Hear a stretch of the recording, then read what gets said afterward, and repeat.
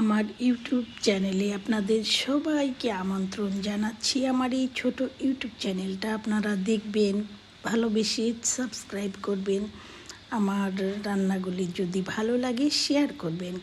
তো এই তো আপনাদের আমার ইউটিউব বন্ধুদের কাছে এতটুকুই আবদার আমার। আর করেছি আমার ছাদ বাগানের আলু শাক, পুঁই শাক, পালং শাক দিয়ে চিংড়ি মাখা এটা ঝোল হবে। ছাদ বাগানে আমি সবজি লাগিয়েছি, বিভিন্ন ধরনের সবজি আছে। তো নিজে লাগানো সবজি খেতে মনের একটা শান্তি, অন্য কিছু না। তো গলে যায়, রান্না করেছি দেখুন, শাকগুলো একেবারে মিলিয়ে গিয়েছে কষানোর সঙ্গেই। তো খেতেও ভালো লাগে।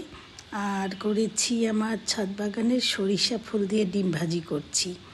এখানে ধনিয়া পাতা দিয়েছি, কাঁচামরিচ, পেঁয়াজ, সরিষা ফুল দিয়ে ডিমটা ভেজে নিচ্ছি। আমার কাজের মেয়েটা বলছিল ডিম ভাজিতে দেন সরিষা ফুল, ভালো লাগবে। আর বিকালের নাস্তায় হাতে বানানো সিঙ্গারা।